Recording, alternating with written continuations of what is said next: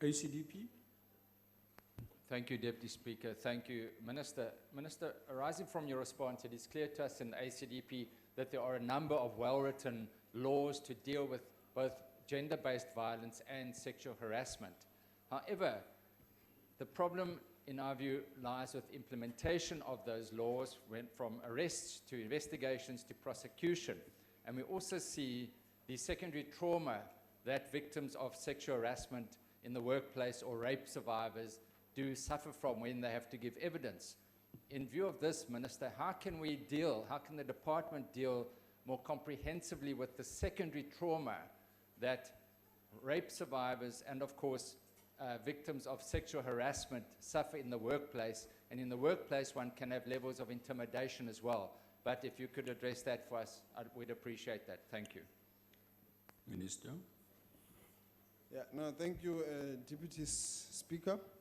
It is true that there is a need to strengthen the implementation capability in any department, including ourselves, when it comes to the issues of sexual harassment in the workplace.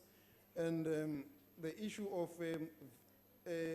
secondary victimization, the policies, as we spoke, are victim-centric, but the current review process will make them more centric so that there is no secondary victimization in terms of the reporters of this kind of misconduct, and to find ways to ensure that the victims, they don't find themselves again being intimidated or for whatever reason on the basis of what they have reported. So the process will further be strengthened to ensure that it is a victim-centric process. Thank you. Thank you, Deputy Speaker. Honourable Minister, the alleged SARS rogue intelligence unit has been in the news continuously over the last few years, and recently the NDPP submitted the case to a review panel which unanimously agreed that there are no reasonable prospects of a successful prosecution. Does the Minister agree with this decision? And can the Minister confidently declare that there was or is no rogue spy unit operating at SARS worthy of prosecuting? Thank you. Honourable Minister. I will not delve into the issues of the NDPP because I represent state security. There is a report before us that is now a subject of a court process, and I would really request that we leave it at that. Thank you. Honourable Minister, the declaration of Agenda 2063 has marked the rededication of Africa towards the attainment of the Pan-African vision of an integrated, prosperous and peaceful Africa, driven by its own citizens and representing a dynamic force in the international arena. What role, if any, has the Department of Home Affairs had towards the realization of this vision of Africa for Africans, irrespective of race, color, creed, or religion? Thank you. Honourable Minister.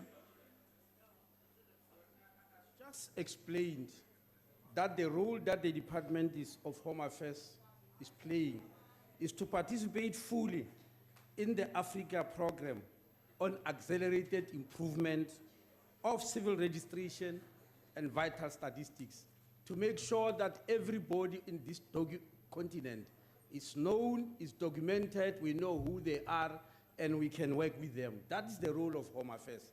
And we attend these conferences on an annual basis. Thank you very much. Honourable Swart. Thank you, Chair, and thank you, Minister.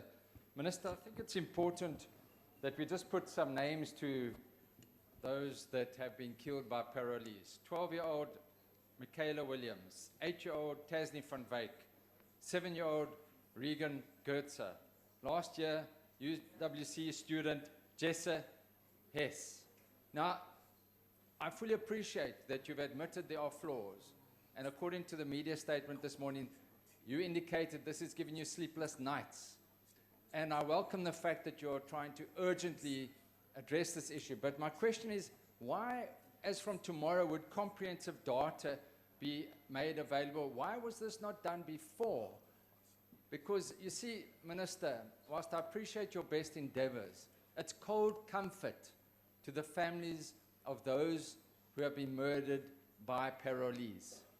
And so I think, Chair, if we could get an indication of greater urgency and why, firstly, you've indicated this is an urgency, Thank you but very why much, has it not Honourable been Member. done? Thank you. Honorable the Minister. Thank you. I think we need to appreciate that the system is maturing. Before 2005, the people who were responsible for granting parole, it was correctional services officials. But after that, the Correctional Services Act was amended to enable members of the public to participate in the granting of parole process, including various experts. So you can see the system is developing. And when it was developed at the time, the SAPS 69 and the SAPS 62 was enough information to be put in front of the parole board. But with the various developments that have happened, it has necessitated us to acknowledge that 25 years into democracy, you need to broaden the data that you place in front of the parole board. That the information that we've been putting 15, 20 years ago is no longer enough today. And that is the reason why the information will now be more broadened, including looking at open source information that is available in the public. So in 2005, it might not have been necessary at the time to look at all the comprehensive data because what was before the parole board at the time was sufficient. But the recent incidents and the various developments also in technology and development have now proven that the information needs to be broadened, needs to be expanded. So the system of correctional services, including the parole, is maturing with time. Thank you, Chairperson. Thank you, Honorable Minister. Thank you, Honourable Minister. The next follow-up question is to be taken by the Honourable Swart.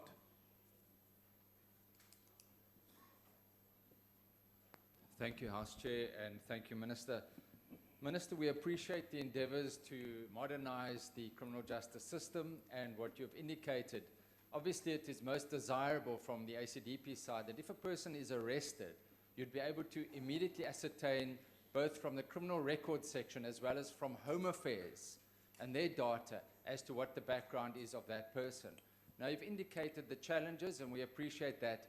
But of course, we know, and this is the question, the budgetary challenges facing the department now. What impact will that have on integrating your ICT systems across the departments? Thank you. Honourable Minister. Thank you, Honorable Swart, for acknowledging that there has been some kind of progress and there is will from all of us in the departments to see this modernization project succeed. The budget constraints obviously they affect the whole of the government, and the Minister of Finance spoke about the challenges that we have. But we believe that with the little resources that are there, a foundation has been laid, and we can enhance from that foundation to build this integrated system that will enable us to modernize the entire system. We are of the view that these resources, albeit not enough, can enable us to lay a foundation to build from when heydays comes back again. Thank you. Thank you, Honourable Minister. The last follow-up question goes to the Honourable Thring. Thank you, Honourable House Chair. Honourable Minister, recently the President of the United States, Trade Representative Robert E. Lighthizer, approached Kenya with regards to a free trade agreement that would be the first in sub-Saharan Africa. Noting that South Africa and Kenya are signatories to the Africa Free Trade Agreement, are there negotiations with your department and your counterparts in Kenya to look at what are the ramifications in terms of these so-called agreements and how will that impact on the Africa Free Trade Agreement that our countries have? Thank you. we haven't engaged ourselves in that, unfortunately, Honorable Member. Thank you.